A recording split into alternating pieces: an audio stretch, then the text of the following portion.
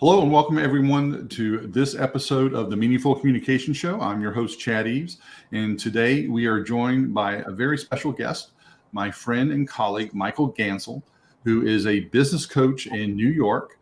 He is the seasoned voice of reason. His consulting company is the Voice of Reason Consulting.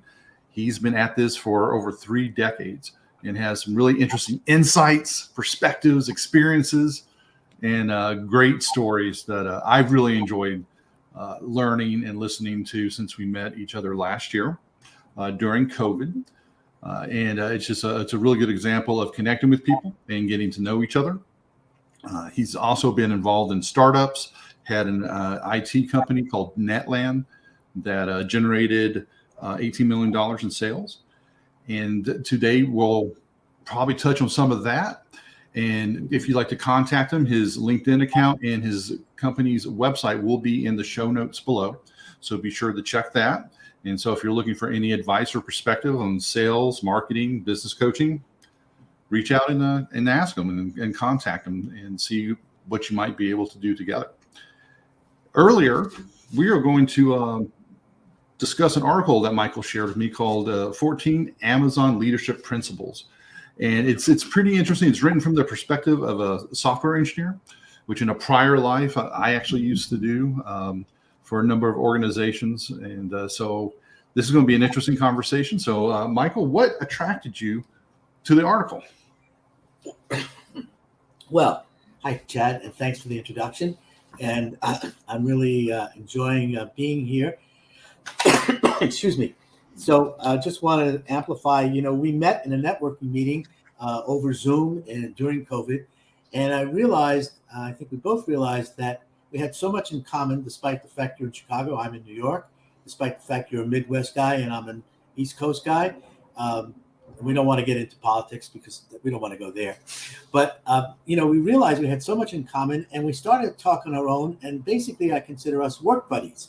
Every 2 weeks or so, we have a conversation. We talk about sales, marketing, business issues, what's going on with me, what's going on with you, a little bit of the personal. And it's been terrific. And it's been great. And now you've invited me to the podcast, and that's terrific. I really appreciate it.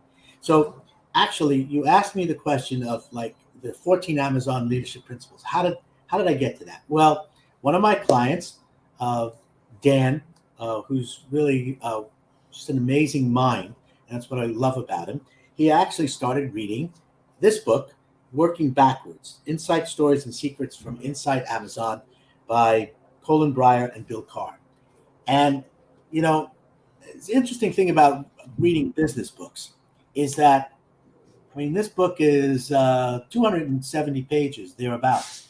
It takes a lot of time to go through 270 pages. So you want to basically try and skim it and sort of get to what the heart is. So I did a little search and I found an article written by, as you said, a software engineer who is currently working at Amazon and basically was talking about his perspectives about the 14 Amazon leadership principles that currently the company runs on. Now, I'm always fascinated by how companies grow. And way back when I started my company, Netland, there was a software company called Cheyenne Software. And they started out I think at the end of maybe the first few months, there were 12 people. And then by the end of the year, there were 300. And it fascinated me. How do you grow a company from 12 people to 300 in 1 year? And not only do that, but do it successfully because they were quite successful. So I've always had that passion. I've always had that curiosity. And so when I saw the book that Dan had recommended and I got it and I started reading these 14 principles, I said, this bears a lot of conversation, which is why I mentioned it to you. And then when I found this article by the software engineer who explained what the impact of these principles were on him personally, I was just fascinated by it. So that's the whole backstory. Where would you like to start on the front story? Yeah. Well, I think that's one of the things that's interesting is to look at how an organization has its principles, its values, and how they relate not only on an organizational or a macro level, but also to this person as an individual. Right. And what people take away with it. Because, that's either where things can be very successful, or things sometimes will get stuck in the mud, so to speak. Uh, the first thing that is written here is customer obsession, Right. is being concerned with serving the customer. And there's Jeff Bezos has been quoted multiple times about just being obsessed, crazy with serving the customers, and how that trickles down through the rest of the organization. Because a lot of people that are more in the line work, are they thinking about the customer, or are they just thinking about that task that they're working on? Well, actually, it goes to the start. It goes to the very premise of starting a company.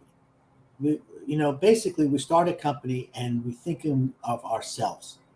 We're not necessarily thinking of the customer and sort of what is their experience. We want to think about what is our experience in going outward. And I think the key in this customer obsession, which is very much one of the very first principles, is basically working backwards, which is the title of the book, because that's where they're starting from. They're not starting from, gee, I have a business, I have something that I want to deliver to you. It's really, what does the customer really want? And then going from there. It's an interesting perspective. And then if that's the case, that's where you start the customer experience. Then everyone in your company, starting from the very top to your, what I'll call your weakest link, has to basically share that same obsession. Let me ask you this, Michael, because I know one of the things you're passionate about is helping entrepreneurs become CEOs. Is how do people make that pivot or turn that corner from I started the business for myself and really kind of focus on that, to having that wider view involving the customers? Well, if things aren't going well, they're certainly going to ask that. They're certainly going to look at that. But even if things are going well, they're going to ask that. I mean, inevitably, no matter where you start along that timeline of, say, starting your own company, at some point, you've got to ask, what is the customer experience? The sooner you realize what the customer experience is like, and the sooner you deal with that, I think the chances of success are that much greater. If things aren't going well, so why aren't things going well? Well, again, what's going on with your customer experience? If things are going well and you want to get better or you want to grow, where are you going to start with? What's that customer experience like? And how can you give a better one? How can you dive deeper into it? Or how can you expand it? Or what are other services that you can offer to amplify that customer experience? And I think we lose sight of that. All too often we lose sight of it. We think of, what do we want to do rather than what do we want our customer to do? What do they want? I don't know if that answers your question, but, when I'm doing my business consulting, I'm going to ask the very first question is, what do you think your customer experience is like? Right. And I think that could be a tough nut to crack for a lot of entrepreneurs, especially first-time entrepreneurs, is, there's this vision of, we're going to make this widget that everybody's going to love and everybody's going to use in a certain way. And how's it being received? Are they using it? They might be using it in a way you never envisioned, and that could be more profitable and more successful than the first go. I mean, it's like Amazon. They were books originally, and now there's pretty much nothing you can't order, to get delivered from them nowadays. Well, I think he knew that. He knew that books was just a starting point. Right. It wasn't that he discovered it after having success with delivering books. He knew that was just a starting point. And he did, actually, reading the book, you realize how much research he did to really understand that was a good starting place. Right. And that actually goes to another point. How much research do we do before we enter a marketplace? Sometimes we don't do any research. We just go in and we do it. Mm-hmm. Well, it's an interesting contrast to Steve Jobs. Yes. Whereas he's fascinating. Yes. Yeah. So, in the marketing 101, you typically say, well, what does my target want? And yet Steve Jobs basically turned it around and said, I'll tell the market what they want. Right. Right. But that is actually, yeah, that happens. So there's no one way. I mean, Bezos did the same thing. I'll tell the market what it wants. Mm-hmm. Jobs did. I'll tell the market what it wants. So is the key a black turtleneck and jeans and white sneakers, or No. I think that Jobs did the research too. Yeah. I think even if you're going to tell the market what it wants, you're still going to do the research. You're going to say, what is the gap? What's missing? Mm-hmm. And actually, I was in that technology industry when I would say that the technology industry, the modern technology industry, started around the 80s, the late 70s, when personal computer became a factor in the marketplace. You no longer had to depend on the mainframe, right? But now you had a personal computer. And then we were able to take the personal computer and connect it to the mainframe. Then we were able to basically build networks where peer-to-peer networks where computers actually connected to one another. And then we built a network where we had servers that basically all the data stored so that everybody on a wired type of network could actually bring all of their files to that one place. So things began to emerge. So now in the technology industry, the data folks, the IT, information technology people in charge, basically said, well, we're going to be in control and we're going to tell everybody how the technology works. Of course, now what Jobs understood was, just what you said earlier in the conversation, not everybody was doing it the same way. And he realized that. So he basically democratized, made a democracy about the utilization of technology. It now was no longer in the hands of the IT director. It was in the hands of the user, hence the iPhone, that basically, and of course, with the advent of the internet, everything changed. But, in a sense, Jobs did his research to understand it was the user that had the power. It was the actual application that was the power. It wasn't the director of technology who was in charge of the platform telling everybody this is the way you should do it. Right. And the other thing I think was interesting, talking about Jobs again, and also how this applies to Amazon or other organizations, is the evolution of an idea. Like Apple was not really first in anything they did. No. But they made it better. Well, no, I'm not even sure about that. In the early days, I sold against the Apple. The Apple Basic was a closed system. Mm-hmm. Right? And still is. But they put the power into the user's hand. Right. That was hands, and that was really the issue. Well, and you mentioned like the Rio player nowadays, which was like one of the early music players, MP3 players. Nobody knows what that was. iPod came in there and just like obliterated, that market. And with really the iTunes store, they made it easy to get the music and put it on the device. But if we bring this back, let's bring this back, the Jobs and the Bezos, the Google guys, that's a whole other world. Mm-hmm. I'm sure that they're not listening to our podcast. Never know. No, Jobs certainly is not. Jobs not, no. But probably the folks that are listening to our podcast are saying, okay, so how does this relate to me? Mm-hmm. I'm a small business owner. You're a business coach. You're a communication expert. How does this relate to me? And I think the principles themselves are what relates. I mean, for instance, ownership. So that means that basically everybody in the company, no matter how small that company is, everybody has to own up. Everybody has to have a level of accountability, a level of ownership.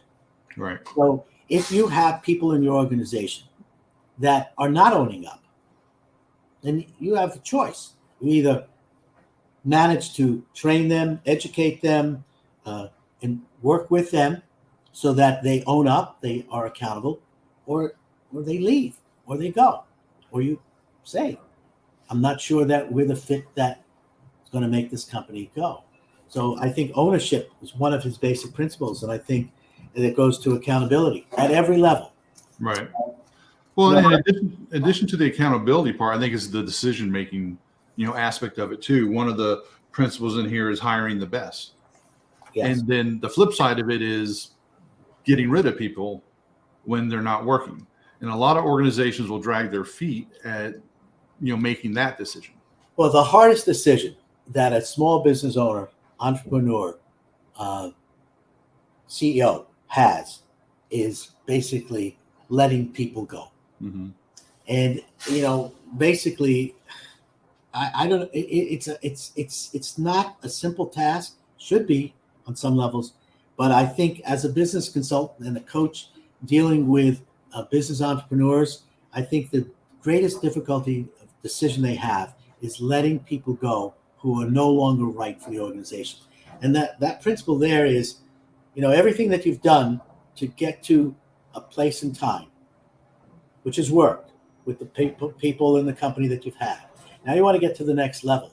It may become very apparent that some of those people are not going to help you get to that next level. But what do?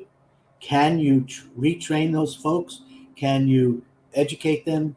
Can you make them help you get to the next level? And if you can't, then you do have to make the decision to let people go. The difficulty is that about their private lives. That they're human beings. They have expenses. That if you let them go, if you fire them, what are they going to do? And so you get involved. Tough decisions. The Right. reality is you're not responsible for their life. If you feel that you're responsible for their life, well, maybe you shouldn't be a business person. Maybe you should be a priest or a rabbi. But it's like it's you can't take that on, that responsibility. You have to be fair and a good person, but it's not your responsibility. Yeah, I think that's where a good number of people get tripped up too. I was actually having this discussion with another colleague about 2 weeks ago, whereas, we're family. They weren't related to anybody. And there was definitely some issues that they were having inside the organization, about 15-person company, fairly, small. But his perspective was everybody's family. We treat everybody like family. And, but you're not. And like you're saying, if you're not in a position to make that decision, however painful it could be, it's definitely, unless someone does something wrong and gives you cause, that's a completely different, breed of cat. But that, it's an interesting thing. Part of the culture in a small company is to embrace the fact that you are a family. You're all working together. You all have a singular purpose. You're all rowing the boat in the same direction. But ultimately, the family expands. And I'm not necessarily talking about a family business. I'm talking about a business where no one is related, but it's still, everybody feels like a family. Mm-hmm. And yet, in any family, there are people who pull their weight and the people who don't. And then Right. Difficult decisions have to be made. My partner, Matt, fired his brother. My partner, Matt, was in business prior to he and I getting together. And when he had hired his brother and he had to fire him. So, But yeah, I've had to let people go yeah. In the past that I really was very close to and really liked, but they weren't the right person in the right seat for getting the company to move to the next level. And there is actually bringing some other folks in. Gino Wickman has written a book called Traction, which is part of the Entrepreneurial Operations System, and he talks about the concept of RPRS, which is right person, right seat. And again, that goes to that's a very important principle. And in a sense, it's not unlike one of the Amazon principles, which you said is hire and develop the best. Mm-hmm. Yeah. The flip side of that too is the responsibility of the decision maker doing the hiring.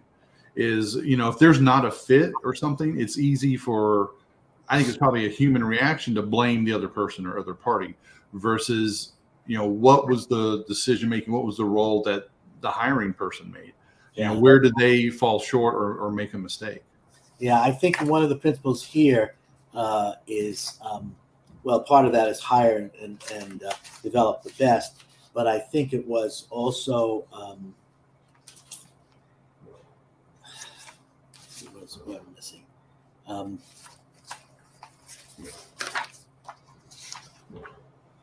I think ownership. I think, in that hiring process, you have to take ownership. Mm-hmm. That goes to that. But I will tell you, I know we've got about 20 minutes in, probably maybe go another few minutes more, because we don't know if we can keep everybody's interest, because maybe they want to come back. I hope they come back. We'll be talking more about this. But I'll tell you the thing that I think is really critical in hiring people. And that is, you hire people who are curious, Mm-hmm. who want to learn.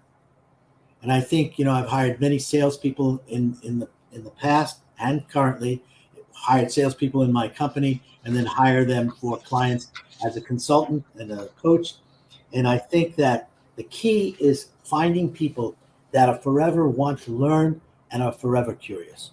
Right. I think that is such an important thing. And I think people sort of have gone to college, or they've gone to high school, they've gone to college, and they're finished with their education.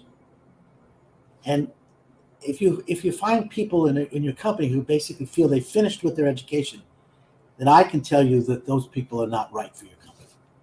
Right. No one is ever finished their education. Every day is a learning experience. And every day you have to be open to and be curious.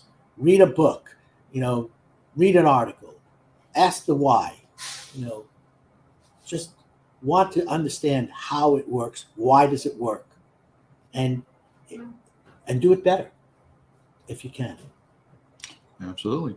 And, this is one of the reasons why we're, doing this podcast, and more down the road, we can, expand on some of these topics. There's still a lot more that we haven't even touched on, and you're talking about, again, it's ownership and, making the right decisions, and how much of that is driven by organizations and leaders understanding who they are, like what their meaning is of being in business, and how that translates into their decisions. That's like even as simple as a project. When people don't know why they're sitting there working on something, if it hasn't been communicated clearly and their interests are not, in line with the bigger interest, it doesn't have to be 100%, but it has to be enough that it's that they're contributing and making a difference. And when leaders don't make that right first step, it can, impact all these other factors, the ownership, emphasizing learning. Everybody likes to say you have to learn, but then how do they back it up? Do they provide the time? Do they provide the resources? And things like that. But this has been a great, touch on just these topics. We'll have a link to these in the show notes as well.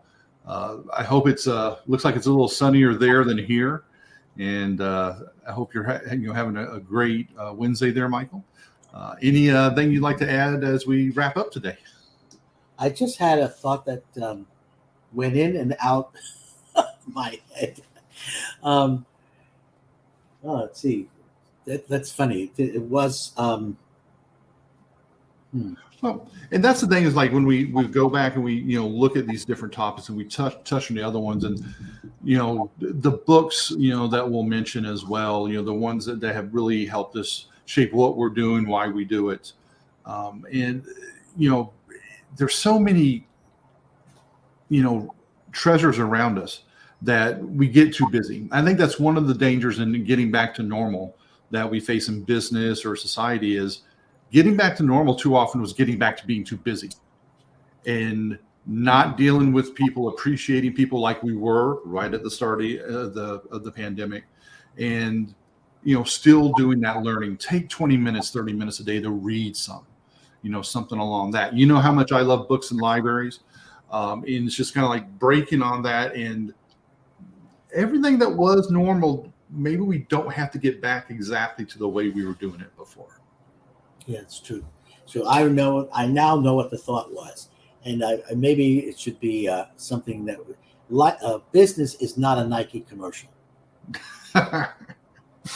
Just do it.